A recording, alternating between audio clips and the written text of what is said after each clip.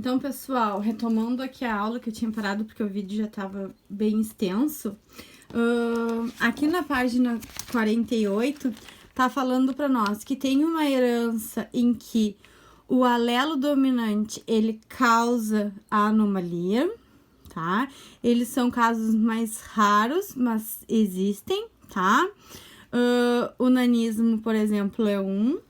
Então, aqui tá falando de um homem com nanismo e de uma mulher normal, qual a probabilidade deles terem filhos com nanismo, né? Então, como essa característica é dominante, né, e apenas um tem, seria 50% de chance dos filhos nascerem com nanismo e 50% de chance de nascer normal, tá? No caso, então, do pai ser heterozigoto, tá? Então, essa característica, a falha, no caso, a mutação, ela é dominante. E aqui, como eu já tinha falado para vocês, o albinismo, por exemplo, é uma doença que é recessiva, então ela só aparece em homozigosidade, recessiva, tá? Então, para o indivíduo ter essa característica, ele tem que ser azinho, tá bem? E aí aqui, ó, mostra pra nós como é que ficaria a relação de dois casais, né, que são normais, mas que tem o gene pra ser albino, qual a probabilidade de chance de um filho nascer albino. Então, é aquela dos 25%, tá? Que a homozigose, ela aparece sempre em 25%, tá? Qualquer uma, tanto a dominante como a recessiva. Aí a gente tem uma proporção que é uma chance de ser azão, para duas de ser azinho, para uma de novo de ser azinho, tá? Bom, aí aqui embaixo tá falando para nós, ó, de herança com dominância incompleta, tá? Então a gente tem algumas heranças que em vez de quando eles são em hereditariedade, em vez de mostrar a dominância do maior, né, da letra maiúscula, eles formam uma outra característica, tá? Essa é a dominância incompleta. Então, aqui diz assim, ó. Existem alguns casos em genética, após o cruzamento de indivíduos com características fenotípicas distintas, que formam-se em organismos com um terceiro fenótipo, tá? Diferente dos parentes. Esse fato ocorre em alelos que apresentam dominância, não apresentam dominância entre si, tá? Então, é uma herança com uma dominância incompleta. E aí, aqui, ó, tá mostrando para nós sobre um exemplo sobre a característica da cor das flores, né? Das pétalas de uma flor, tá? Então, a gente tem os alelos Vzão e Bzão, né? Enquanto que a planta Vzão, ela apresenta uma cor vermelha e a Bzão, ela apresenta uma cor branca, tá? Então, a cor vermelha, ela só vai aparecer em homozigose e a branca também só vai aparecer em homozigose. Quando nós cruzamos essas duas plantas, a branca e a vermelha, a gente cria uma terceira cor, tá? Que é a rosa, que é a heterozigosidade dessas duas características, tá? Então, o vermelho, ele não vai se sobressair em cima do branco, nem o branco se sobressair em cima do vermelho. Quando eles estão juntos, eles formam uma outra característica, que é a cor rosa, tá? Então, aqui fala, ó, a cor da flor, o V sem dominância, tá? Então, ele só aparece em homozigose e dá a característica vermelha. O branco, né, Bzão, também sem dominância, ele só aparece em homozigose e a cor branca. Enquanto que o Bzão, ele é heterozigoto e aí já dá uma cor rosa, completamente diferente dos seus pais, tá? Então, aqui tá mostrando que se a gente cruzar uma planta vermelha com uma planta branca, ó, uma planta vermelha com uma branca, nós vamos ter 100% de plantas rosa, tá certo?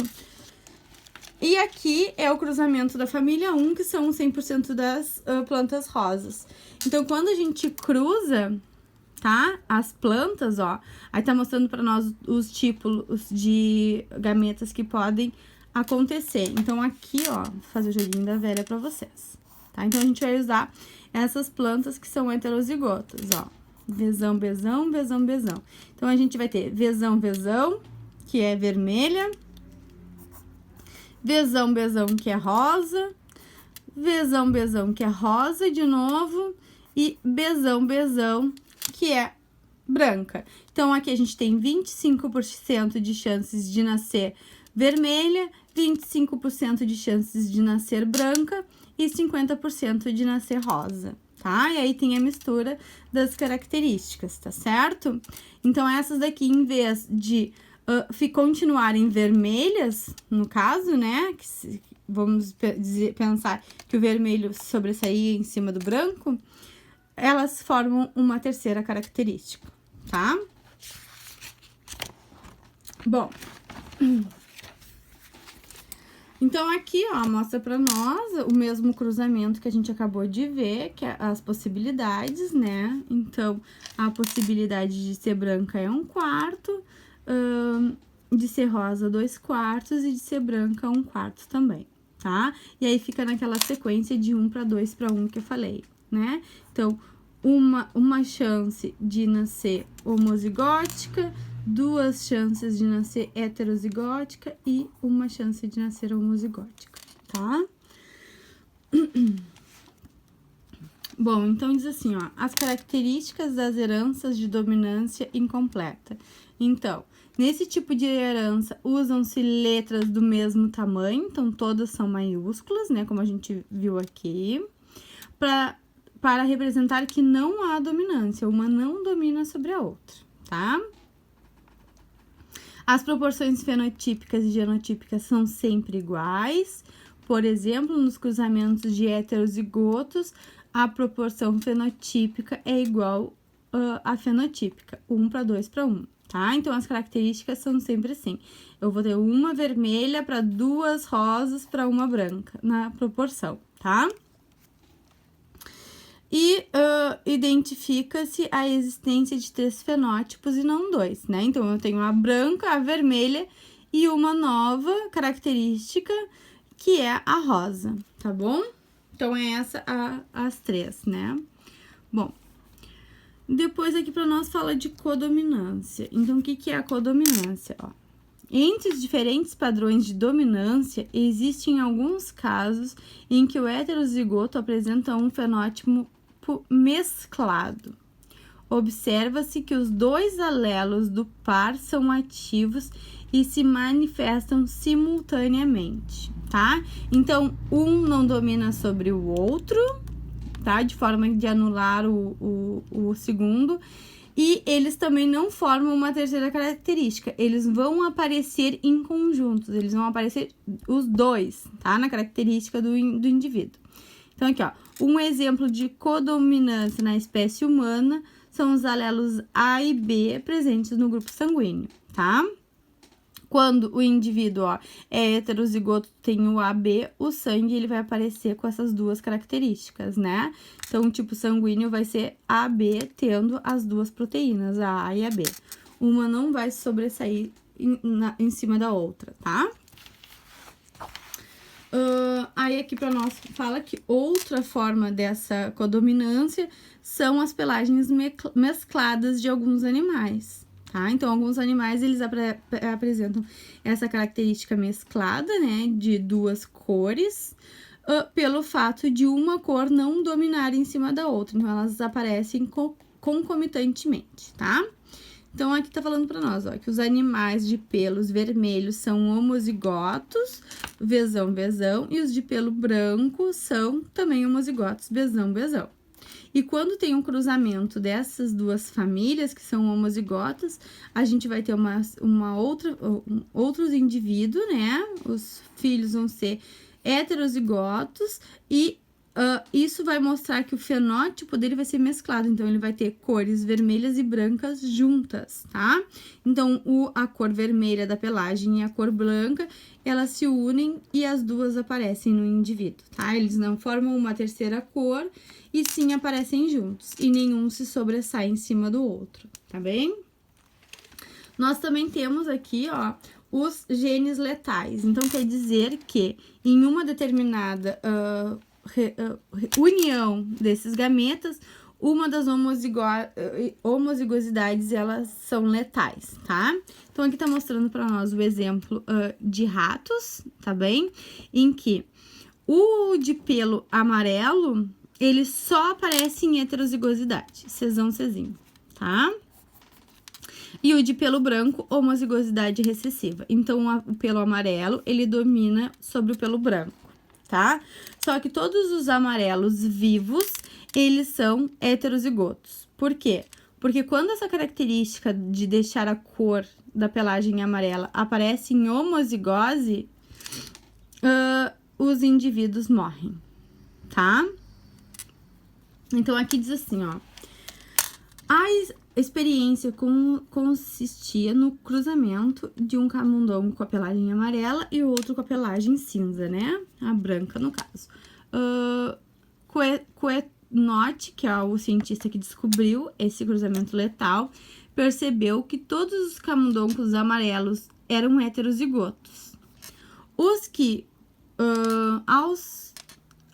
de cruzar camundongos amarelo entre si, o cientista sempre obtinha, né, uma porção fenotípica de 2 amarelos para 1 cinza, tá? Então, sempre quando ele cruzava os amarelos, ele notava que ele tinha 1 cinza, sinal que os indivíduos eram sempre heterozigotos, tá? Não aparecendo uma proporção mendeliana de 3:1. Por quê? Porque o completamente homozigoto, o homozigoto dominante, ele morria, tá? E aí ele notou que quando essa característica dominante, ela tá em homozigosidade, ela é letal para o indivíduo.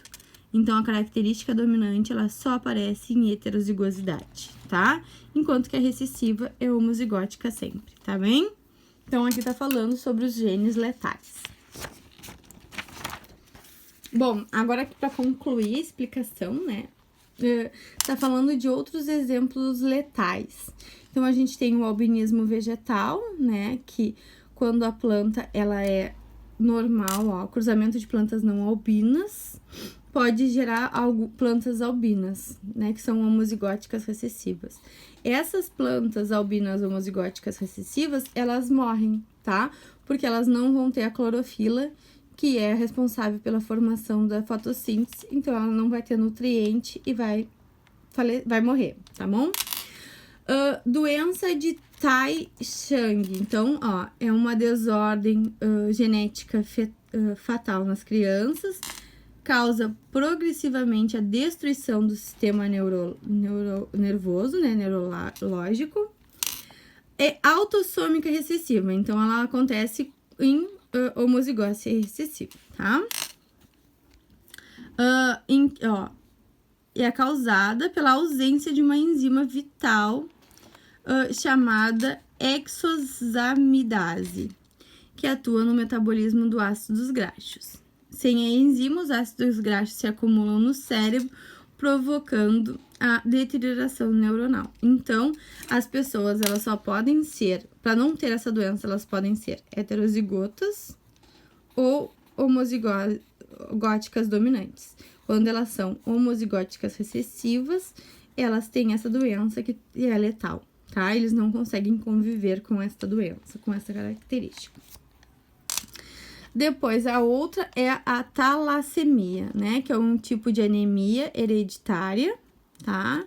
Ó, que é comum em populações mediterrâneas, condicionada por um gene dominante, que é o STM maior, tá? Então, os indivíduos portadores do gene, eles podem apresentar 2 tipos de talassomia. A maior, que é a letal, quando eles têm a homozigose dominante, tá certo? Aqui, ó. E a menor, ó, que é formada pela anemia branca nos indivíduos heterozigotos, que aí aparece ali, ó, ele e a outra característica que seria a normal, tá? Então, a pessoa morre, né? Essa característica letal quando ela tá em heterozigose, em homozigose, né? Em homozigose. E quando ela tá em heterozigose, o indivíduo tem algumas características, alguns problemas causados por essa doença. E para pessoa ser normal não ter esta doença, aí ela tem que ser homozigose de N ali, tá? Então, aqui tá mostrando que a tendência é ou tu ser normal, ou tu ter essa doença de uma forma branda, vamos dizer assim. Quando essa característica, ela aparece, essa mutação, ela aparece em homozigose, a pessoa, o indivíduo morre, tá bem? Então, aqui tá falando mais pra nós sobre isso. Bom, pessoal, então aqui, ó, pra concluir a explicação, tá? Façam as atividades da página 52 até a 54 do livro didático. E façam um livro de atividades da página 21 a 27. Vocês viram, né? Eu levei... o primeiro vídeo durou uns 50 minutos, esse outro tem mais ou menos uns 16 minutos. Então, o conteúdo ele é bem extenso e ele é bem chatinho. Como é que a gente consegue aprender realmente ele, né? Fazendo os exercícios. Então, façam esses exercícios, por favor, para irem treinando, tá? Então, a gente vai ter essa semana para assistir a aula, fazer exercício. Na próxima semana, eu vou enviar mais alguns exercícios para vocês fazerem, para depois a gente fazer uma aula de correção pra gente tirar dúvidas, tá? Como é que a gente aprende genética? Fazendo o exercício, calculando, tá certo? Qualquer dúvida que vocês tenham, né, com relação ao conteúdo, à explicação, ou até mesmo algum exercício, vocês me mandem por e-mail que eu auxilio vocês, tá certo? Então, por hoje, são essas as explicações e esses as páginas das atividades, tá certo, pessoal? Então, até semana que vem.